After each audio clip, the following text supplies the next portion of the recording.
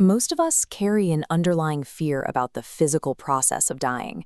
We worry it's an agonizing ordeal that strips away our humanity, mutating us or the people we love into unrecognizable entities or restless ghosts.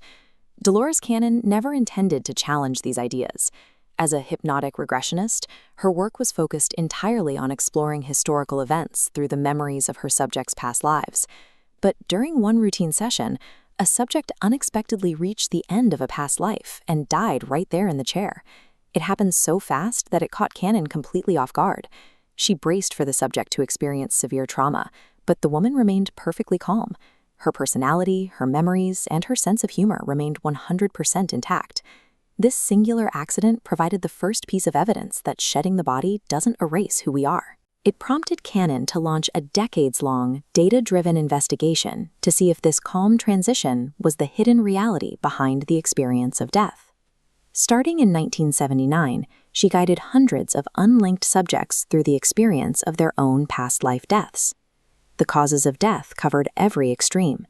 Some subjects described passing quietly from old age. Others recalled the panic of drowning or the crushing weight of an avalanche. Yet, as Cannon compiled the transcripts, a highly specific pattern emerged. Regardless of personal beliefs, religion, or the level of physical trauma, every subject reported the exact same post-death sequence. Hundreds of disconnected people described a highly structured, mechanical transition.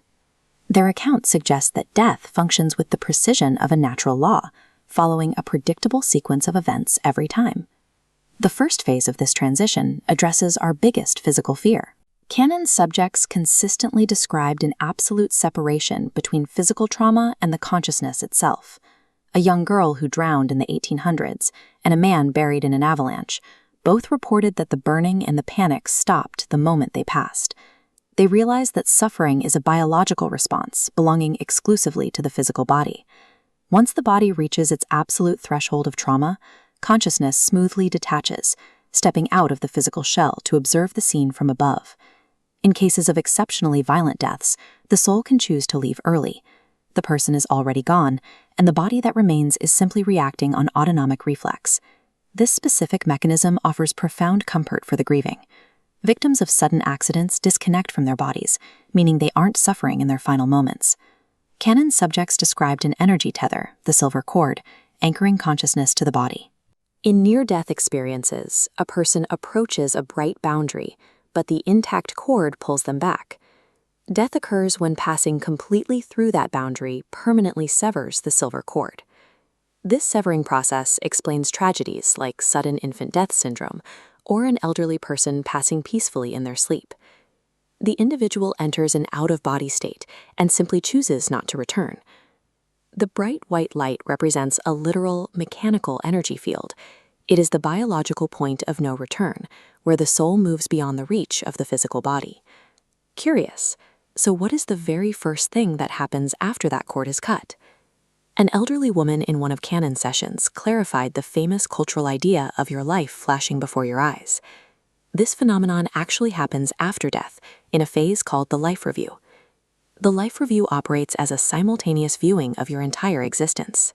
Every event populates at once, creating a vast mosaic where every moment carries equal weight.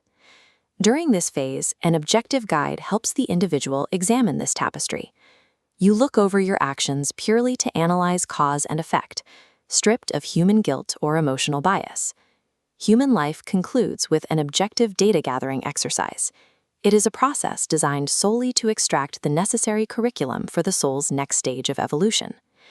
If individual death is this strictly mapped out, how does a structured system handle mass casualty events like earthquakes or train crashes?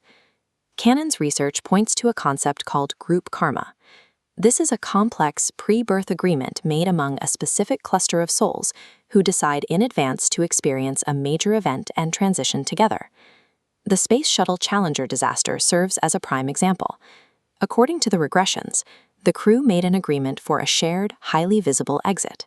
The explosion provided a unified, instantaneous transition for the crew, while acting as a massive emotional catalyst for the millions of people watching.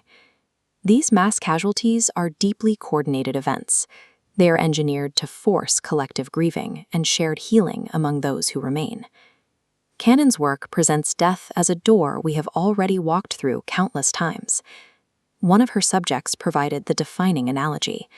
Fearing death is like walking through a terrifying dark forest, only to finally step out into a warm, sunlit meadow. The fear and sense of danger exist only inside the dark forest of living. The transition itself requires zero effort and creates no pain. It is as natural and gentle as simply blinking your eyes.